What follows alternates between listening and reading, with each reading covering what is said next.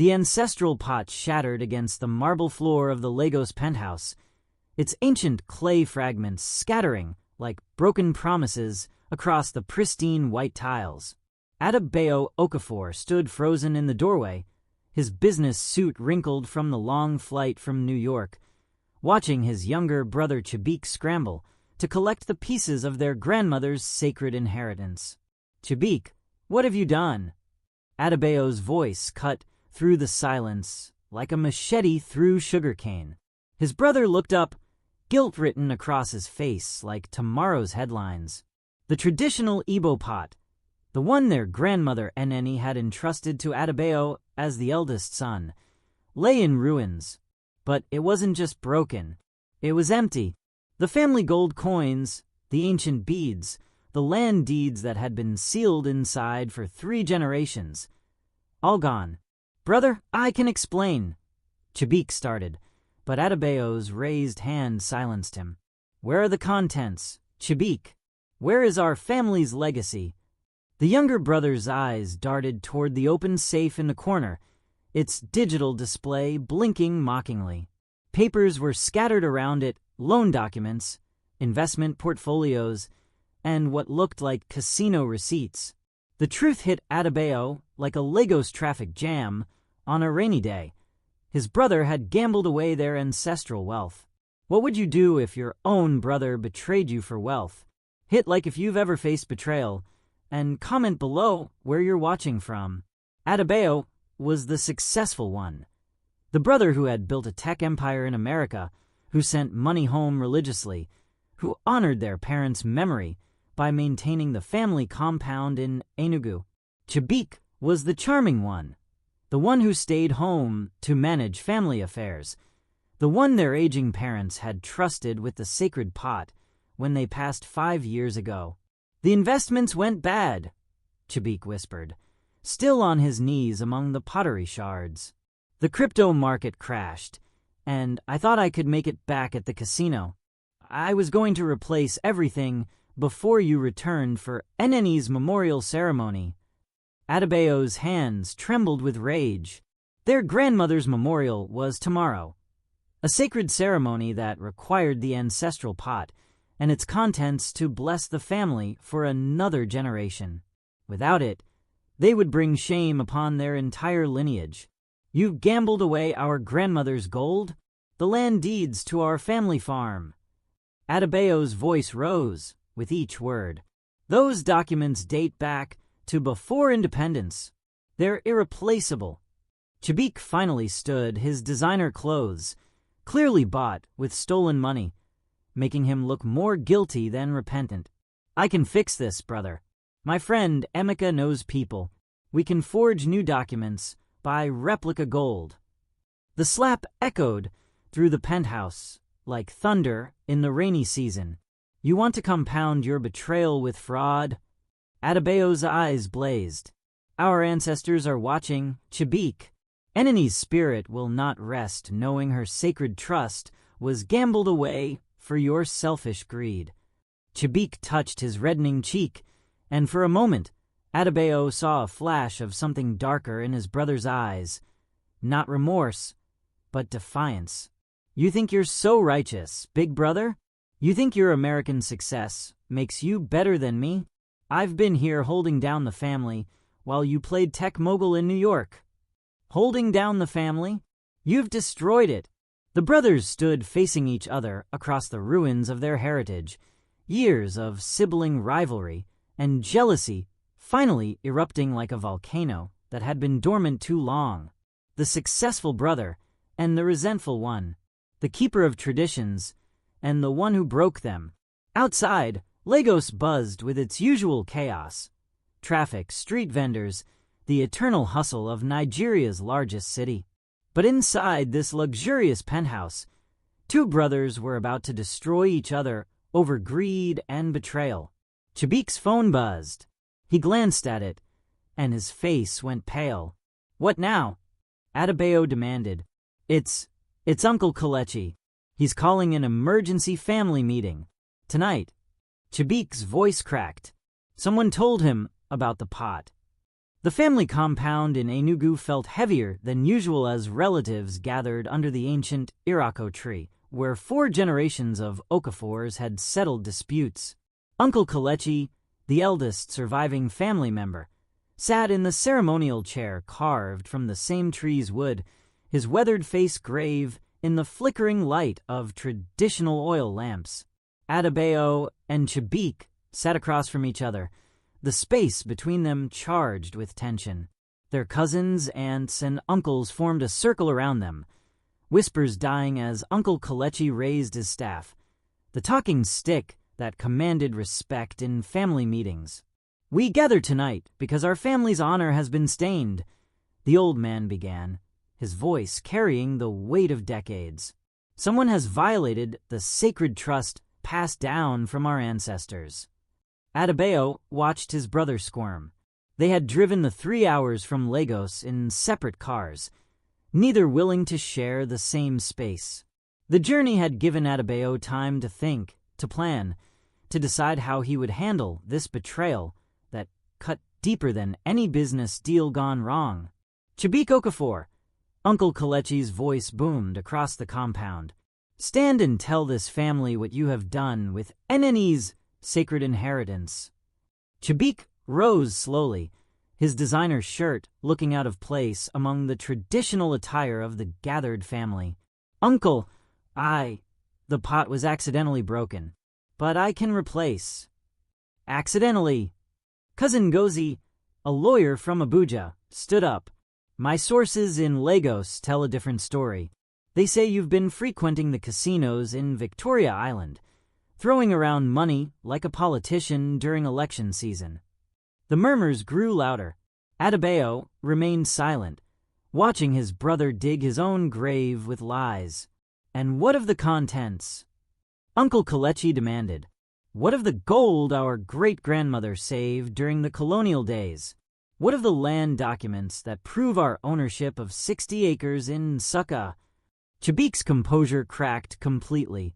I lost them, but I can get new land documents from the registry office. I can buy new gold." "You cannot buy back honor." Aunt Chinyu, their father's sister, stood with tears streaming down her face. "You cannot forge the signature of our great-great-grandfather on documents that predate the British colonial government." The weight of his crimes was finally settling on Chibuike's shoulders. He had not just stolen money, he had erased history. Those documents were proof of land ownership that could never be replicated, signatures of ancestors long dead, records that established their family's rightful place in their ancestral village. "There's more," Cousin Emeka spoke up, pulling out his smartphone. "I checked with contacts at First Bank. Chibuike has been taking loans against the family compound. He's mortgaged our ancestral home." The silence that followed was deafening. Even the night insects seemed to hold their breath. Uncle Kelechi stood slowly, his aged frame shaking with anger. "You mortgaged the compound? The home our grandfather built with his own hands." "I needed more money to try to win back what I lost," Chibuike whispered. "I thought I could fix everything before anyone found out." Adebayo finally spoke, his voice cold as harmattan wind. "How much? Chibuike, how much do you owe?" 40 million naira, came the barely audible response. Gasps echoed around the circle. In a country where millions survived on less than $1 a day, 40 million naira was an impossible sum for most families. "The compound will be seized next month if the loan isn't repaid," Cousin Emeka continued reading from his phone.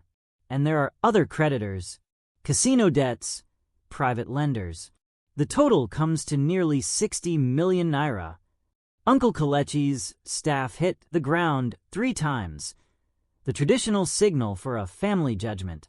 "Chibuike Okafor, you have brought shame upon 4 generations of our family. You have gambled away our heritage and mortgaged our ancestral home. What punishment does such betrayal deserve?" The family members looked at each other, then at Adebayo. As the eldest son and the most successful, his voice would carry the most weight in whatever judgment came next. Adebayo stood slowly, his mind racing. He had the money to pay off his brother's debts.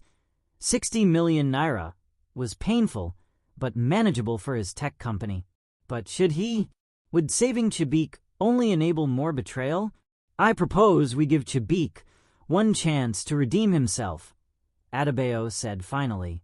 6 months to repay every naira he owes, plus interest. If he fails, he will be disowned from this family and banished from our ancestral land forever. And how will he earn 60 million naira in 6 months? Aunt Chinyu asked. Adebayo's smile was cold as ice. That's his problem to solve. But I have a condition. He turned to face his brother directly. You will work for my company in Lagos. Minimum wage. Every naira you earn beyond basic survival goes toward the debt. And Chibuike, his voice dropped to a whisper that everyone strained to hear, if you steal from me or anyone else during these 6 months, I will personally ensure you spend the rest of your life in Kirikiri prison. Chibuike looked around at the faces of his family, disappointed, angry, ashamed faces that had once looked at him with love and pride. I accept, he whispered. As the family meeting dispersed, Cousin Ngozi approached Adebayo. There's something else you should know about your brother's debts, she whispered urgently. The revelation hit Adebayo like a punch to the gut as Cousin Ngozi pulled him aside into the privacy of his late father's study. The room still smelled of palm wine and old leather, the walls lined with books about Igbo history and framed photographs of family ancestors. Chibuike didn't just gamble with his own money, Ngozi whispered, glancing toward the door to ensure they weren't overheard. He's been stealing from the family business accounts for months. The palm oil processing factory in Nsukka, the rental properties in Enugu, he's been siphoning money from all of them. Adebayo sank into his father's old chair, the weight of this new betrayal crushing his chest. How much? 20 million naira, maybe more. I only discovered it because I handle the legal documents for the family businesses. The accounts have been steadily drained. Ngozi's voice was tight with anger. Your brother has been living like a king in Lagos, while the workers at the palm oil factory haven't been paid in 2 months. The successful tech entrepreneur who had built an empire in America felt his world tilting. It wasn't just ancestral gold and land documents. Chibuike had been systematically destroying the business empire their father had built over decades. There's more, Ngozi continued, her lawyer's mind methodical even in crisis. He forged your signature on several loan documents. As far as the banks are concerned, you're equally liable for his debts. What? Adebayo's voice echoed in the small room. I have copies here. She spread out documents on the desk. Your brother used your American success, your reputation, as collateral. If he doesn't pay, they'll come after your assets too. Adebayo stared at his own forged signature. Chibuike had practiced it well. The betrayal was complete. His brother hadn't just gambled away their heritage. He had systematically planned to destroy Adebayo's life savings too. Outside, they could hear the family members leaving, their voices carrying disappointment and worry into the night air. Tomorrow was their grandmother's memorial ceremony, and instead of honoring her memory, they would be dealing with the fallout of Chibuike's greed. We need to act fast, Ngozi said. I can challenge the forged signatures in court, but it will take time. Meanwhile, your assets in America could be frozen if these international creditors file claims. Adebayo's phone buzzed with a text from his CFO in New York. Boss, we're getting strange calls from Nigerian banks about loan guarantees. Need you to call ASAP. The destruction was already spreading across the Atlantic. There's something else you should know about tomorrow's ceremony, Ngozi said hesitantly. Chibuike invited journalists. He's been telling people that you're planning to announce a major investment in Enugu, that you're bringing American money to develop the ancestral land. He what? Local newspapers, TV stations from Enugu and Lagos. He's set up interviews, photo opportunities. I think he was planning to use the publicity to attract investors for some scheme he was cooking up.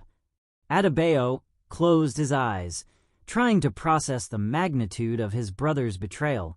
Even their grandmother's sacred memorial ceremony had been turned into a potential business scam. A knock on the study door interrupted them. Uncle Kelechi entered, his aged face worried. "My sons," he said, looking between them. "I fear there is more trouble coming. I received a call from the village head in Nsukka. Some men in expensive cars were asking questions about our family land, about who has authority to sell it." Ngozi and Adebayo exchanged looks. "What kind of men?" Adebayo asked. "Lagos men. Rich men. They had documents. They claimed Chibuike had already entered negotiations to sell 60 acres of our ancestral farm to a development company." The room fell silent except for the sound of night insects and distant generators humming across the compound.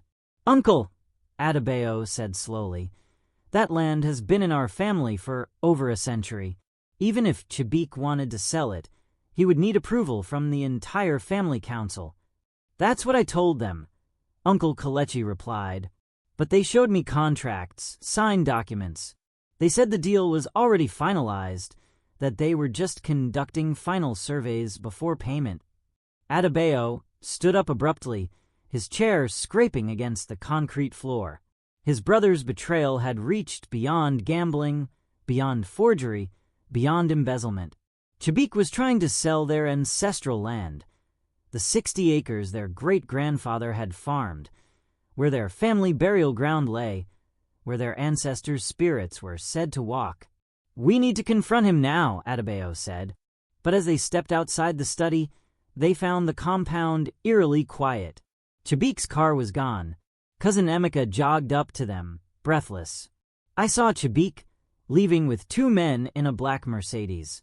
They were heading toward the Enugu-Lagos Expressway." Adebayo's phone rang. The caller ID showed his brother's number. "Adebayo!" Chibuike's voice was cold, different. No longer the ashamed younger brother from earlier. "I know you've discovered everything by now. The land deal, the business accounts, all of it. Chibuike, where are you?" "Safe, with people who appreciate ambition over family sentiment."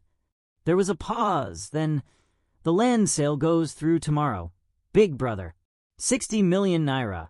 More than enough to pay off all my debts and start fresh. That land doesn't belong to you alone. It will once I produce the right documents.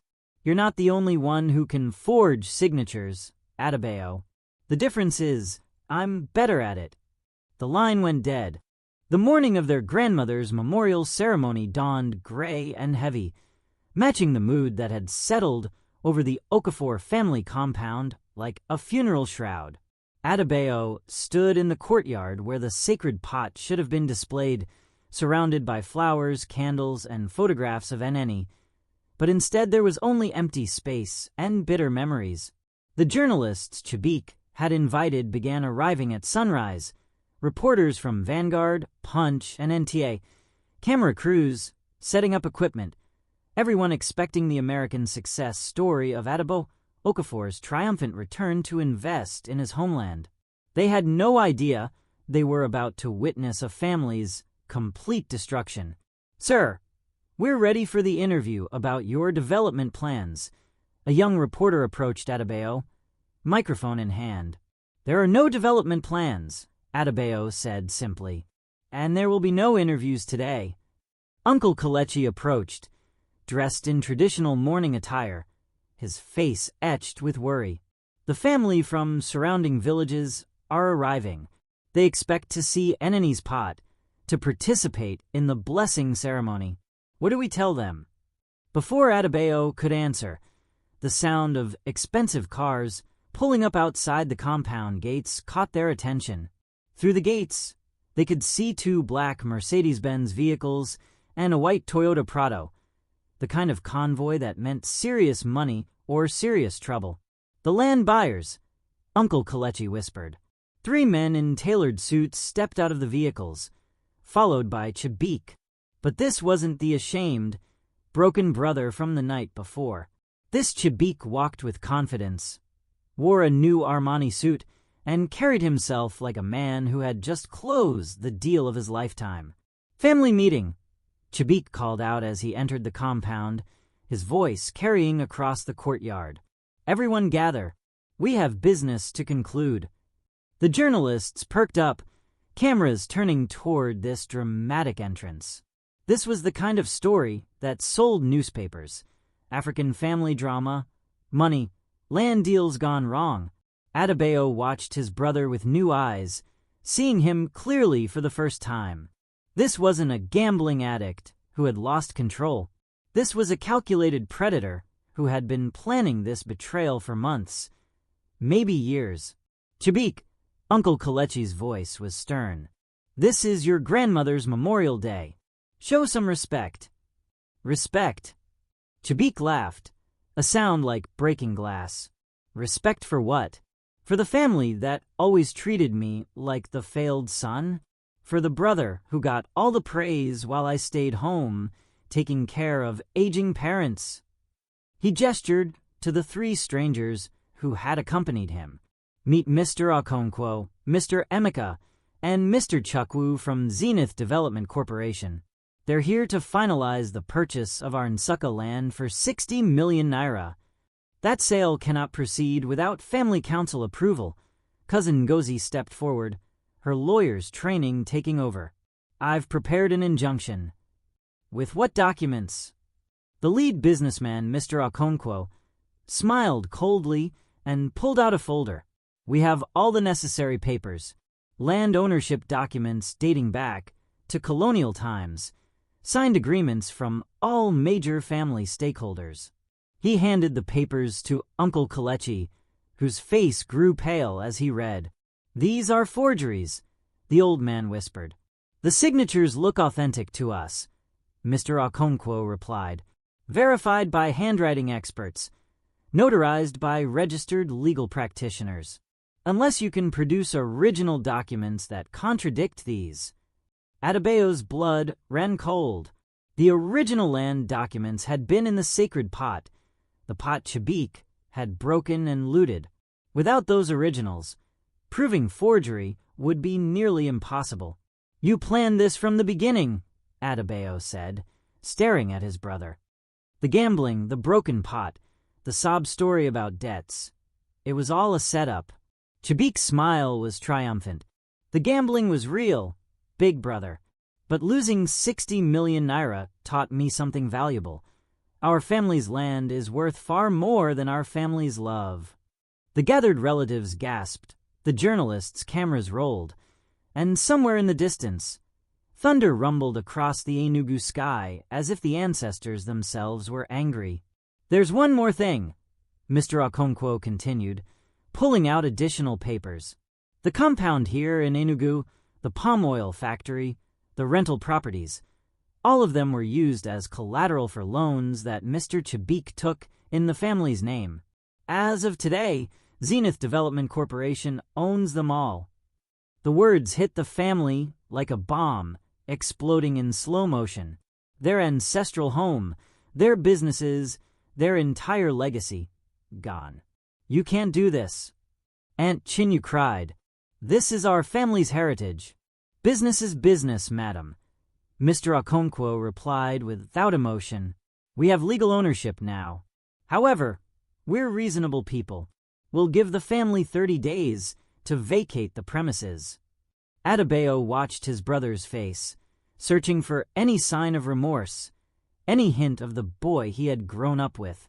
But there was nothing there except cold satisfaction. "Why?" Adebayo asked quietly. "Why destroy everything our ancestors built?" Chibuike stepped closer, close enough that only Adebayo could hear his whispered words. "Because I got tired of living in your shadow, big brother. Tired of being the failure while you got all the glory. Now you get to know what it feels like to lose everything." As the journalists captured every moment of the family's destruction, As relatives wept and strangers claimed their ancestral home, Adebayo felt something cold and hard settle in his chest. His brother wanted war. He was about to get it. The rain that began during the confrontation turned into a proper West African downpour by evening, drumming against the tin roof of the small hotel room in Enugu where Adebayo sat with his laptop, making calls that would change everything. If Chibuike wanted to play dangerous games with forged documents and shady business deals, his older brother was about to show him what real power looked like. "Marcus, I need you to wire 200 million naira to my Nigerian account immediately." Adebayo spoke into his phone, his voice steady despite the storm raging inside him. His American business partner and CFO had worked with him for over a decade, long enough to know that when Adebayo Okafor spoke in that tone, you didn't ask questions. "Consider it done, boss. Should I ask what's going on?" "Family business. The permanent kind." After hanging up, Adebayo opened his laptop and began typing. By morning, half of Lagos would know that Chibuike Okafor was a fraud, and the other half would know that his older brother was coming for blood. His first call was to Nkem Akwu, the most feared investigative journalist in Nigeria, a woman who had exposed 3 governors, 2 senators, and countless business scams. She answered on the first ring. "Nkem, it's Adebayo Okafor. I have a story for you that will make your career." "I'm listening." "Zenith Development Corporation. They're buying up family lands across southeastern Nigeria using forged colonial-era documents. I have proof, I have witnesses, and I have a personal vendetta against their latest victim, my own brother." There was silence on the other end. Then, "How personal are we talking?" "The kind that ends with someone in handcuffs." "I'll be in Enugu by tomorrow morning." His second call was to Barrister Adora Okafor. No relation, despite the shared surname, the most ruthless corporate lawyer in Lagos. She had a reputation for destroying companies that crossed her clients, and she owed Adebayo a favor from a tech deal 3 years earlier. "Adora, I need you to file emergency court injunctions against Zenith Development Corporation. Fraud, document forgery, elder abuse, violation of the Land Use Act. Throw everything at them." "What's your timeline?" "I want them in court within 72 hours. "Expensive. Money is not a concern." His third call was to Detective Inspector Chico Koro of the Lagos State Police Economic and Financial Crimes Commission. They had worked together on a cybercrime case involving Adebayo's company, and the detective had made it clear he was always available for legitimate crime fighting. "Inspector, I have evidence of a major land fraud operation, international banking violations, document forgery, and conspiracy to defraud multiple families of their ancestral properties. Send me everything you have. If it's as serious as you say, we can have arrest warrants within the week." But Adebayo's most important call was to his grandmother's older sister, Eneniades, a 90-year-old woman who lived in the village of Nsukka and who was rumored to have powers that made grown men tremble. She was the keeper of the family's oral history, the one who remembered every land boundary, every ancestor's name, every sacred tradition that Chibuike had betrayed. "Eneniades," he said when she answered her ancient Nokia phone. "This is Adebayo, your great-nephew. I need your help to save our family. I have been expecting your call, my child. The ancestors are angry. Your brother has awakened forces he cannot control. Can you come to Lagos? I need you to tell the courts everything you know about our family's land rights, our history, our legitimate claim to the Nsukka property. I am old, but I am not weak. Yes, I will come. But Adebayo," her voice grew stern, "when you fight with family, you must be prepared for the consequences. Some wounds never heal. He chose this war, Eneni. I'm just going to finish it." As the storm raged outside, Adebayo worked through the night, calling in favors from business partners across 3 continents, hiring private investigators, forensic accountants, and media experts. By dawn, he had assembled a war machine designed to destroy his brother's schemes and expose every corrupt deal Zenith Development Corporation had ever made. His phone buzzed with a text from an unknown number. Big brother thinks he's smart. But I have friends you haven't met yet. Friends who don't like when foreign money tries to interfere with local business. Watch your back. Adebayo smiled grimly. Chibuike was escalating, which meant he was getting desperate. Good. A knock on his hotel room door interrupted his planning. He opened it to find Cousin Gozi, looking exhausted but determined. "I've been at the registrar's office all night," she said, stepping inside. "I have bad news and worse news. Which do you want first?" "Bad news. Chibuike's forged documents are better than we thought. Whoever helped him create them knew exactly which stamps to use, which signatures to copy, which officials to bribe. These aren't amateur forgeries. And the worst news: Zenith Development Corporation isn't just some Lagos real estate company. They're connected to politicians, to traditional rulers, to people who can make problems disappear permanently." She paused. "Adebayo, I think your brother has gotten involved with some very dangerous people." As if summoned by her words, Adebayo's phone rang. The caller ID showed Chibuike's number. "Hello, brother," came the familiar voice, but there was something different about it now. Something cold and threatening that hadn't been there before. "I hear you've been making calls, hiring lawyers, talking to journalists. That's not very smart. I'm just getting started."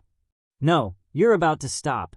Because if you don't, the people I work with now will make sure your tech company in America experiences some very unfortunate cyber attacks.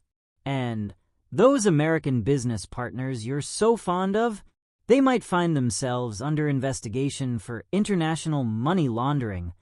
The threat was clear, and Adebayo realized his brother had evolved from a gambling addict to something much more dangerous. A man with nothing left to lose and powerful allies who played by very different rules. "Is that a threat, Chibuike?" "It's a promise.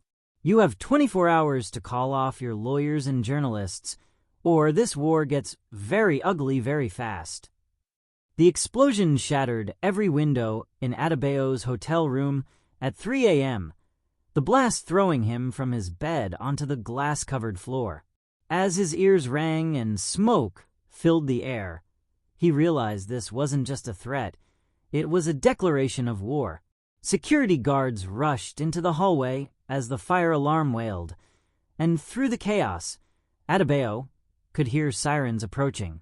Someone had bombed the car park below, destroying his rental car and sending a very clear message. His brother's new allies didn't make idle threats. Detective Inspector Chico Koro arrived within an hour, his face grim as he surveyed the damage. "This is professional work," he told Adebayo as paramedics treated the cuts on his arms. "Military-grade explosives, precise timing, designed to scare rather than kill. Your brother is playing with very dangerous people." "How dangerous?" "The kind that make people disappear permanently if they feel threatened enough." Chike lowered his voice. "I've been asking questions about Zenith Development Corporation. They're linked to a syndicate that's been grabbing land across Nigeria for international buyers. Russian oligarchs, Chinese manufacturers, even some American hedge funds looking to invest in African agriculture." Adebayo's blood chilled. "You're saying this is bigger than family revenge?" "I'm saying your brother stumbled into something that goes way beyond your family's 60 acres. This syndicate has been forging documents, bribing officials, and eliminating opposition for years. Your brother was probably just a useful fool until you started fighting back." As they talked, Adebayo's phone buzzed with an encrypted message from Kamaku, the investigative journalist. "Can't meet. Being followed. Story killed by editor. Someone with serious money doesn't want this investigated. Be careful." Then another message, This one from his lawyer, Barrister Adora. Court injunction denied. Judge claims insufficient evidence. My office was broken into last night. Files stolen. This goes higher than we thought. The message was clear. The corruption reached into the highest levels of the justice system. Traditional legal channels were closed to him now. Inspector, Adebayo said quietly, what would happen if someone had evidence of international money laundering, document forgery, and conspiracy involving foreign nationals trying to steal Nigerian land? Chike studied his face carefully. Hypothetically, that someone should be very careful about who they trust. But if the evidence was solid, and if it reached the right people in Abuja, it could bring down a network that's been operating for years. As dawn broke over Enugu, Adebayo made a decision that would change everything. If legal channels were blocked, if journalists were silenced, if his own life was in danger, then it was time to fight fire with fire. He called his grandmother's sister, Eneniades. My child. Her ancient voice was sad but unsurprised. I felt the explosion in my bones last night. The ancestors are restless. Eneni, I need to know about the old ways. Before courts and lawyers and police. How did our people handle betrayal and theft in the old days? There was a long pause. Are you asking me about justice? Or are you asking me about revenge? I'm asking how to protect our family when the modern world has failed us. Come to me in Nsukka. Come alone. There are things you must know about your brother, about your family, about powers that run deeper than money in politics. 2 hours later, Adebayo was driving a borrowed car through the rural roads of Nsukka, leaving behind the modern world of hotels and police investigations for something much older and more dangerous. The landscape changed from urban sprawl to ancient villages where electricity was intermittent and the old gods still held sway. Eneniades lived in a compound that had been in the family for over 2 centuries, where the spirits of ancestors were said to walk among the living, where traditional justice was administered by elders who remembered when the white man's laws were still foreign concepts. She waited for him under the same irako tree where the sacred family meetings had been held for generations, her weathered hands holding a clay pot that looked identical to the one Chibuike had broken. Sit, my child, she said as he approached. Let me tell you what your father never wanted you to know about your brother. The old woman's eyes seemed to look right through him. Chibuike was not born to your father. The words hit Adebayo like a physical blow. What? Your mother had an affair with a man from Lagos, a businessman who cared nothing for family traditions. When Chibuike was born, your father chose to raise him as his own, but the boy always carried the spirit of a stranger. He was never truly Okafor. Adebayo stared at the ancient woman, processing this revelation that reframed everything he thought he knew about his family. The ancestors rejected him from birth, and Eneniades continued. That's why he could break the sacred pot without dying, why he could steal from family without immediate consequences. He doesn't belong to us, so our traditional protections don't apply to him. But that also means, her voice grew darker, that our traditional justice doesn't apply to him either. To stop him, you must use methods that go beyond family law, beyond ancestor worship, beyond the old ways that govern how we treat blood relatives. She handed him the clay pot she had been holding. This contains something more powerful than gold or land deeds. It contains the truth about your brother's real father, about the land syndicate he works for, and about a secret that will destroy them all. As Adebayo took the pot, his phone rang. Chibuike's number appeared on the screen, but when he answered, it wasn't his brother's voice he heard. Mr. Adebayo Okafor. A cold, unfamiliar voice spoke with a slight Russian accent. My name is Viktor Petrov. Your brother works for me now. We need to talk.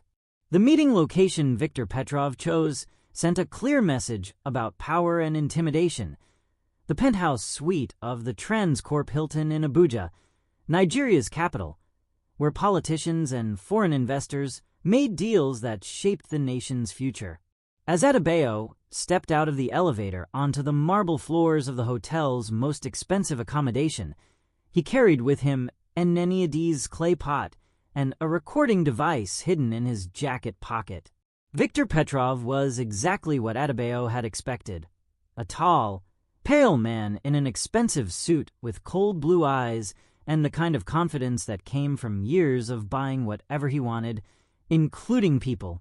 Chibuike sat beside him on a leather sofa, but this wasn't the brother Adebayo remembered. His younger sibling's eyes were hollow, his hands shaking slightly, and there were dark circles under his eyes that spoke of sleepless nights and chemical dependencies.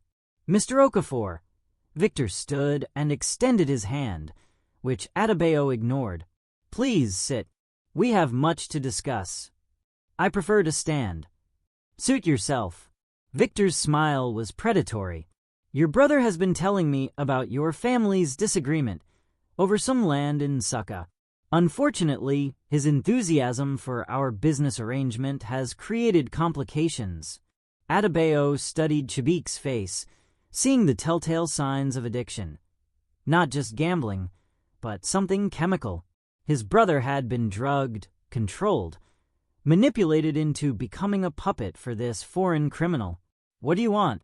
Adebayo asked. "Simple. You sign these documents transferring your family's land rights to our corporation. You stop your legal challenges and media investigations, and everyone goes home happy." Viktor gestured to papers spread across the coffee table. "In return, we pay off your brother's debts and give you a generous finder's fee, $5 million American. And if I refuse..." Viktor's smile disappeared. "Your brother dies, slowly, and we take the land anyway through other means." The threat hung in the air like poison gas. Adebayo looked at Chibuike, who wouldn't meet his eyes, and realized his brother was completely trapped, financially, legally, and now physically dependent on these people. "There's something you should know about that land," Adebayo said carefully, his hand moving to the clay pot he carried. "It's not just family property. It sits on top of something valuable that your geological surveys probably missed." Viktor's interest sharpened. "Explain." "My great-grandmother's journals, the ones that were in our ancestral pot before my brother destroyed it, contained maps of underground mineral deposits, rare earth elements that weren't valuable in colonial times but are worth billions today. It was a lie, but a believable one. But those maps were lost when Chibuike broke the sacred pot." "Lost." Adebayo held up Eneniades' pot. "Not lost. Hidden. My great-grandmother's sister kept copies of everything. This pot contains the real treasure. Geological surveys from the 1920s that the British colonial government buried, maps showing extensive deposits of lithium, cobalt, and rare earth metals across 60,000 acres of land." Viktor's eyes gleamed with greed. "Show me." "Not here. Too many people, too much security. But I'll make you a deal." Adebayo's voice was steady despite the danger. "Meet me tonight at the old family compound in Enugu. Bring my brother. I'll show you the real maps, and we can negotiate a proper partnership." "Why should I trust you?" "Because I'm a businessman, just like you. And because..." Adebayo looked directly at his brother.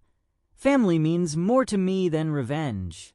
Viktor considered this, then nodded slowly. "Tonight. But if you're lying, your brother pays the price first." As they prepared to leave, Chibuike finally spoke, his voice barely a whisper. "Adebayo, don't trust them. They're planning to." A sharp look from Viktor silenced him. "Planning to what?" Adebayo asked. "Planning to make you both very wealthy," Viktor finished smoothly. "See you tonight, Mr. Okafor." After they left, Adebayo sat alone in the hotel suite, his hands shaking as he replayed the conversation. He had bought time, but at a terrible cost. Tonight, he would have to face armed criminals who had no intention of honoring any deal, and his brother's life hung in the balance. He opened the clay pot Eneniades had given him, and inside found not maps or geological surveys, but something far more dangerous: photographs, bank records, and documents that revealed the true scope of the land-grabbing syndicate. Viktor Petrov wasn't just some Russian criminal. He was connected to a network that included 3 Nigerian governors, 2 federal ministers, and a web of shell companies stretching from Moscow to Lagos to London. But most shocking of all was a birth certificate that confirmed Eneniades' revelation. Chibuike's real father was listed as Vladimir Petrov, Viktor's older brother, who had been running Nigerian land scams since the 1990s. His brother wasn't just working with criminals. He was one of them by blood. Adebayo's phone buzzed with a message from Detective Inspector Chibuike. Surveillance shows Viktor Petrov's team moving toward Enugu. Heavy weapons. This isn't a negotiation, it's an execution. Don't go.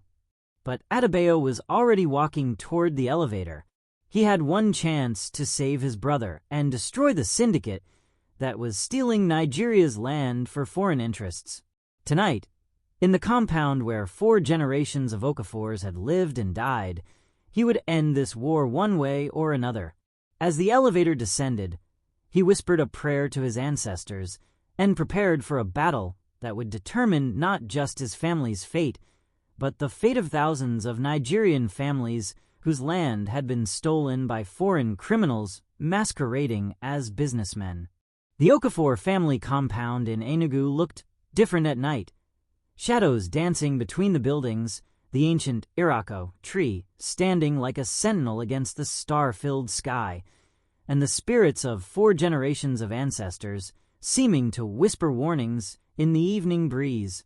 Adebayo arrived 2 hours early, not alone as Viktor had demanded, but with allies his Russian adversary couldn't have anticipated. Detective Inspector Chibuike emerged from behind the main house, followed by 6 heavily armed officers from the Economic and Financial Crimes Commission. "We've positioned tactical teams around the perimeter," he whispered. "But Adebayo, these people are killers. If your brother is truly family to you, we need to be very careful." "He's still my brother," Adebayo replied, though the words felt strange now that he knew the truth about Chibuike's parentage. Whatever blood runs through his veins, he was raised as an Okafor. "I won't abandon him." Hidden in the shadows near the ancestral shrine, Nkemakwu, the investigative journalist, set up recording equipment. "If we survive tonight, this story will expose the entire syndicate," she whispered. 3 governors, 2 federal ministers, and evidence of land theft across 12 states. But Adebayo's secret weapon wasn't the police or the media. It was Eneniades, the 90-year-old keeper of family secrets, who sat calmly under the Irako tree with another clay pot in her lap, looking like she was simply an old woman waiting for her family to come home. "They're here." Chibuike's radio crackled to life. 3 black SUVs pulled through the compound gates, their headlights cutting through the darkness like searchlights. Viktor Petrov stepped out of the lead vehicle, flanked by armed men who moved with military precision. But it was the figure who emerged from the second car that made Adebayo's heart clench. Chibuike, barely able to walk, clearly drugged and used as human bait. "Mr. Okafor." Viktor called across the courtyard. "I hope you have something impressive to show me. My patience is wearing thin." Adebayo stepped into the light, carrying the clay pot. "I have everything you wanted and more.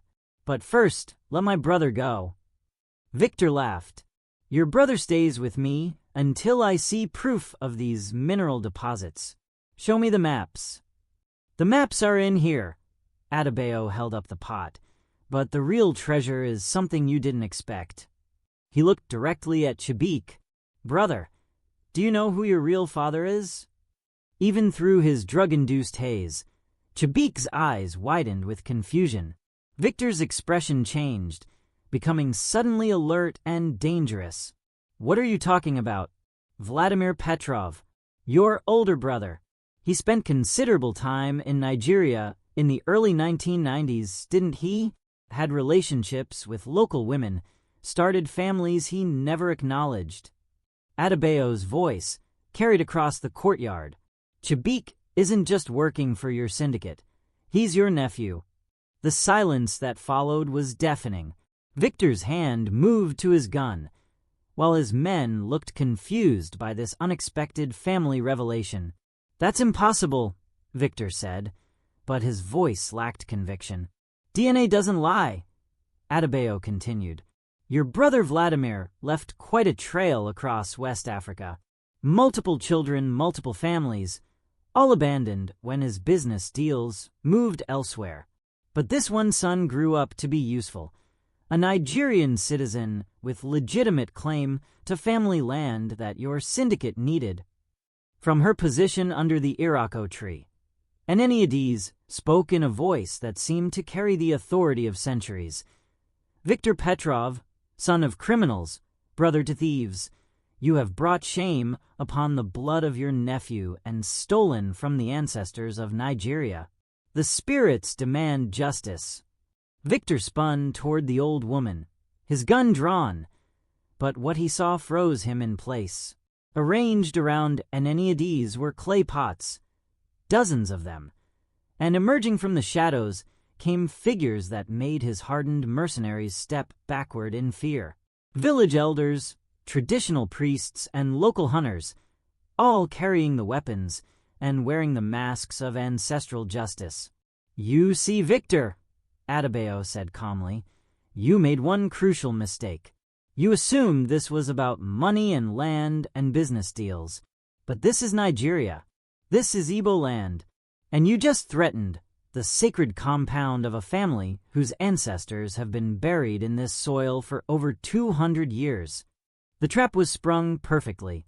Victor's men found themselves surrounded not just by police tactical teams, but by traditional warriors who knew every path through the compound, every hiding place, every secret that 4 generations of Okafors had built into their ancestral home. "Now," Adebayo continued, "you have 2 choices. Surrender to the Nigerian authorities and face justice for land fraud, human trafficking, and money laundering. Or try to fight your way out and discover what happens when foreign criminals threaten the spiritual homeland of the Igbo people." Victor's eyes darted between the police, the traditional warriors, and the recording equipment that was capturing every word. He was trapped, exposed, and completely outmaneuvered. "Chibuike," Adebayo called to his brother, "it's time to choose. Are you an Okafor? Or are you a Petrov? Are you Nigerian? Or are you just another foreign criminal stealing our land?" Through the fog of drugs and manipulation, Chibuike looked at his older brother, at the compound where he had been raised, at the graves of the parents who had loved him despite his foreign blood. Tears streamed down his face as he took a stumbling step toward Adebayo. "I'm an Okafor," he whispered. "I'm your brother. I'm sorry, Adebayo. I'm so sorry." That's when Victor Petrov made his final, fatal mistake. Enraged by betrayal and seeing his nephew choose Nigeria over Russia, he raised his gun toward Chibuike's back. He never got the chance to fire. The sound of traditional drums filled the night air as Victor Petrov's body hit the ground, 3 arrows protruding from his chest. The village hunters had moved with deadly precision, their ancient skills proving more effective than modern weapons in the darkness of the family compound. No one threatens an Okafor on Okafor land. And Eneniades said calmly, as if deadly justice was simply another family tradition passed down through generations. The Russians' mercenaries, seeing their leader dead and surrounded by forces they didn't understand, quickly dropped their weapons and surrendered to Detective Inspector Chaik's tactical team. But the real victory wasn't in the compound. It was happening simultaneously across Nigeria as coordinated raids struck 12 locations based on evidence from Eneniade's clay pots. Adebayo's phone buzzed with updates. Governor Emeka Okoye arrested in Lagos. Federal Minister Chukwuma in custody. Shell companies frozen across 3 countries. The land-grabbing syndicate that had stolen from thousands of Nigerian families was collapsing in real time. Chibuike collapsed to his knees in the center of the courtyard, withdrawal from whatever drugs they had used to control him making his whole body shake. Adebayo knelt beside his brother, the anger and betrayal of recent weeks warring with years of shared childhood memories. "Why?"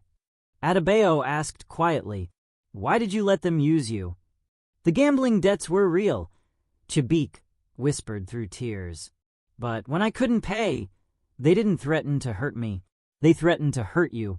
They had photos of your apartment in New York, your business partners, your daily routines. They said if I didn't help them acquire our land, they would destroy your tech company and everyone associated with it." The revelation hit Adebayo like cold water. His brother hadn't just been greedy, he had been trying to protect him. "They drugged me," Chibuike continued. "Gave me something that made me compliant, made me stop caring about family honor. But when you said my name tonight, when you called me brother," he looked up with eyes that were clearer than they had been in weeks. "The drug wore off. I remembered who I am." Nkem Akwu emerged from the shadows, her recording equipment capturing everything. "This story will run in every major newspaper in Nigeria tomorrow," she said. "But more importantly, the international evidence will expose similar land-grabbing operations in Ghana, Kenya, and South Africa. You've broken up an entire continental criminal network." Detective Inspector Chibuike approached with official documents. "Chibuike Okafor, you're under arrest for fraud and conspiracy, but given your cooperation and the evidence of coercion, we're prepared to discuss plea agreements." "What about the family land?" Cousin Ngozi asked, stepping out from behind one of the buildings where she had been coordinating with lawyers in Lagos. "What about the compound, the businesses, the ancestral property?" Eneniade smiled, the expression transforming her weathered face. "All contracts signed under duress are void under Nigerian law. All forged documents are worthless. All stolen property must be returned." She held up yet another clay pot. "And all legitimate land ownership documents that the criminals thought were destroyed are preserved here, where they have been safe for nearly a century." The old woman had been playing a game that spanned decades, preserving family documents through multiple generations while waiting for the right moment to reveal them. The sacred pots hadn't just contained gold and deeds. They had contained a security system designed by ancestors who understood that power always attracts predators. "There's one more thing," Detective Inspector Chibuike said, pulling Adebayo aside. "Victor Petrov's phone contained evidence of planned operations against your business in America. FBI agents are conducting simultaneous raids in New York. Your tech company was never safe as long as this syndicate operated." As dawn broke over Enugu, the family compound was transformed from a battleground into a crime scene, then finally into a place of healing. Police vehicles departed with prisoners.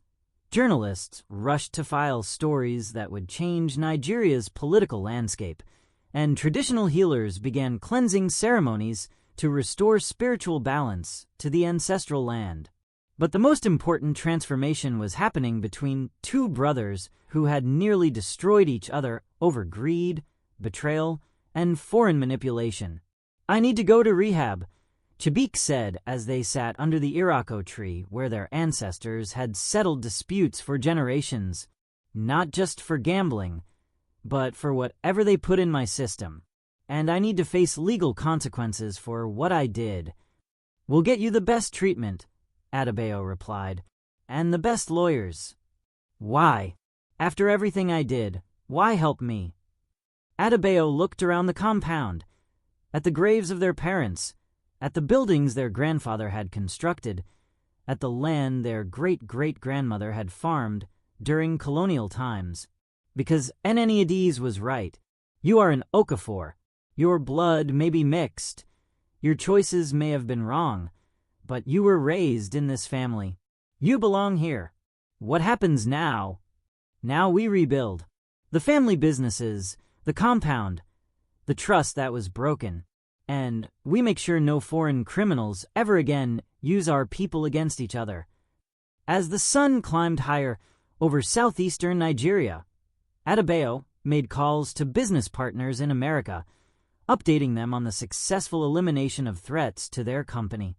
But more importantly, he began planning investments that would bring technology jobs to Enugu, agricultural development to Nsukka, and economic opportunities that would make Nigerian families less vulnerable to the kind of manipulation his brother had experienced. The war was over. The healing could begin. But first, there was one final family meeting to conduct, one last secret to reveal, and one more clay pot that Eneniades claimed contained the most important treasure of all. 3 months after the night that changed everything, the Okafor family compound in Enugu buzzed with celebration. The palm oil factory was operating at full capacity. The rental properties had been restored to family ownership, and construction had begun on a technology center that would bring high-speed internet and computer training to rural communities across southeastern Nigeria. But today was special for a different reason. It was the delayed memorial ceremony for Eneni, their grandmother, and this time they had everything needed to honor her properly. Adebayo stood in the courtyard where Victor Petrov had died, now cleansed and blessed by traditional priests, watching his brother lead a group of recovered gambling addicts in a support session. Chibuike had served 6 months in minimum security prison, completed intensive rehabilitation, and was now dedicating his life to helping others escape the addictions and manipulations that had nearly destroyed him. The final pot, Eneniades announced, approaching with a clay vessel that looked older and more sacred than all the others. At 90 years old, she moved slowly but with purpose, her ancient eyes bright with secrets that spanned nearly a century of family history. The extended family gathered under the Irako tree. Cousins from Lagos, relatives from America, children who had been born since the crisis began. Detective Inspector Chaik was there, now a family friend. Nkem Akwu attended as the journalist who had exposed the land-grabbing syndicate and won a prestigious award for investigative reporting. Even barrister Adora came, representing the legal victory that had restored ownership of ancestral lands to over 300 Nigerian families. Before we honor Eneni's memory, the ancient woman said, there is one final truth that must be revealed. One last secret that your grandmother entrusted to me before she died. She opened the clay pot carefully, and inside was a single document, a will written in their grandmother's handwriting, dated just weeks before her death. Your grandmother knew about Chibuike's true parentage, Eneniades said quietly. She knew about his foreign blood, about the criminals who were his relatives, about the danger he represented to the family. But she also knew something else. She handed the will to Adebayo, who read it aloud.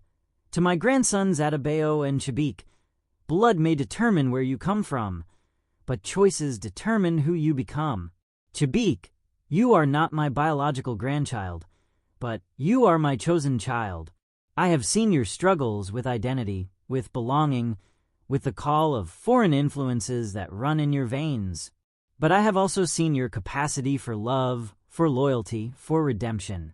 The sacred pot I entrusted to your brother contains not just gold and land deeds, but a test to see whether you would choose family or greed, Nigeria or foreign interests, honor or profit. My prayer is that when the test comes, you will choose correctly. Tears flowed freely as the family processed this revelation. Their grandmother had known everything, the gambling, the debts, even the eventual involvement with Russian criminals, and had set up elaborate safeguards to protect the family while giving Chibuike a chance at redemption. "She knew I would break the pot," Chibuike asked. "She knew you would be tempted," Eneniades replied. "But she also knew your brother would fight to save you. She planned for both possibilities, your fall and your redemption." The will continued. "To Adebayo, your strength has always been your loyalty to family, even when family betrays you. Use that strength not for revenge, but for healing. Build bridges between Nigeria and the world, but never forget that your roots are in Igbo soil, under the Irako tree where your ancestors rest. And remember that sometimes the greatest victory is not defeating your enemies, but saving your brother from becoming one." As the ceremony continued with prayers, traditional songs, and the blessing of the restored family land, Adebayo reflected on everything that had changed. The land-grabbing syndicate had been completely dismantled. 3 governors had been imprisoned, along with dozens of other officials. International arrest warrants had been issued for Russian and Chinese criminals who had been stealing African land for decades. But more importantly, his brother had been saved. Chibuike now ran a foundation that helped African families protect their ancestral lands from foreign exploitation, working with lawyers, journalists, and traditional leaders to preserve cultural heritage against modern threats. "There's something else," Chibuike said as the ceremony wound down. He pulled out a business proposal he had been working on for months. "I want to start a company, legitimate this time, that helps African families document and protect their land rights using blockchain technology. Permanent, unchangeable records that can't be forged or stolen." Adebayo read through the detailed proposal, impressed despite himself. His brother had learned from his mistakes and was channeling his intelligence toward protecting others from the exploitation he had experienced. "Partners," Chibuike extended his hand. "Partners," Adebayo replied, shaking hands under the Irako tree, where 4 generations of their family had settled disputes and celebrated victories. As the sun set over Enugu, painting the sky in brilliant oranges and purples, the Okafor family compound was finally at peace. The sacred pot had been restored, not the original clay vessel, but something more important, the trust, love, and unity that made them truly a family. Nkem Aku approached Adebayo as the celebration continued around them. "One more interview for the follow-up story. What do you want to know? What's the lesson here? For families dealing with betrayal, for countries fighting corruption, for anyone facing the choice between greed and honor." Adebayo looked around at his extended family, blood relatives and chosen family, traditional elders and modern professionals, all united by shared values rather than just shared DNA. "The lesson is that family isn't about blood," he said finally. "It's about choices. Every day, we choose whether to protect each other or exploit each other, whether to build up our community or tear it down for personal gain. My brother made wrong choices for a while, but in the end, he chose family. He chose Nigeria. He chose honor over profit. And the foreign criminals who tried to steal your land, they learned that Africa is not for sale. Our land, our resources, our people, they belong to us, protected by laws older than any colonial document and stronger than any foreign currency." As the interview concluded and the last guests departed, the 2 brothers sat alone under the Irako tree, planning the future they would build together. In the distance, the lights of Enugu twinkled like stars, and somewhere in the darkness, the spirits of their ancestors rested peacefully, knowing that the family legacy would continue for another generation. The pot had spoken the truth, that family, honor, and homeland were worth more than all the gold and land deeds in the world. And sometimes, the greatest victory was not destroying your enemies, but saving your brother from destroying himself. What lessons about family betrayal and forgiveness resonate with you? Share this powerful story with someone who needs to hear about redemption and second chances. Don't forget to like, subscribe, and turn on notifications for more gripping African family dramas that explore the complexities of love, loyalty, and the choices that define us all.